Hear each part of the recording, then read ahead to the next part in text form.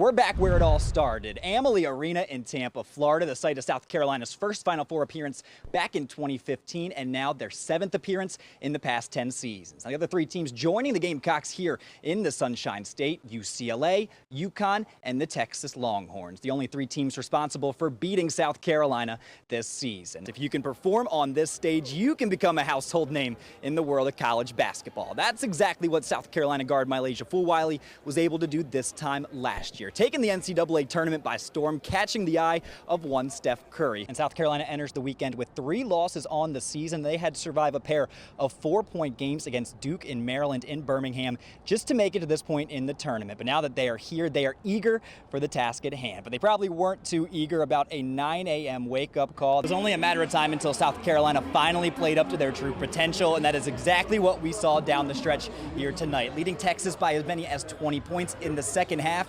But it wasn't always easy for this Gamecocks team. The Gamecocks are on the doorstep of history, just one more win away from becoming just the 4th team to ever repeat as national champs. Standing in their way, one of the most legendary coaches that the sport of women's basketball has ever known, Gino Auriemma and the UConn Huskies. And Dawn Staley, the only current head coach that has defeated Gino Auriemma in a national title game. That was back in 2022 when South Carolina topped the Huskies by 15 points. Now, you've heard me talk extensively about the matchup at hand all week long, so I thought we could switch things up a bit and hand the microphone over to a pair of mainstays at the worldwide leader of college sports, Rebecca Lobo and Carolyn Peck, so they could break down the big game.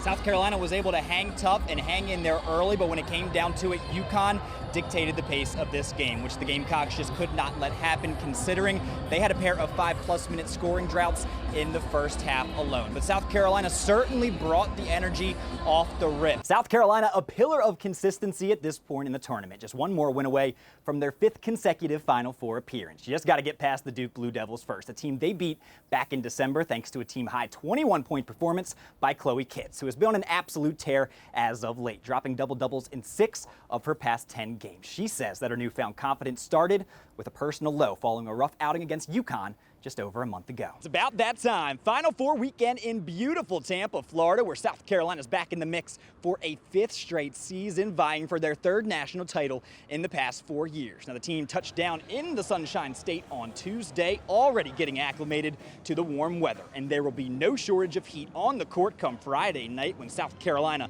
faces Texas with a spot in the national championship up for grabs.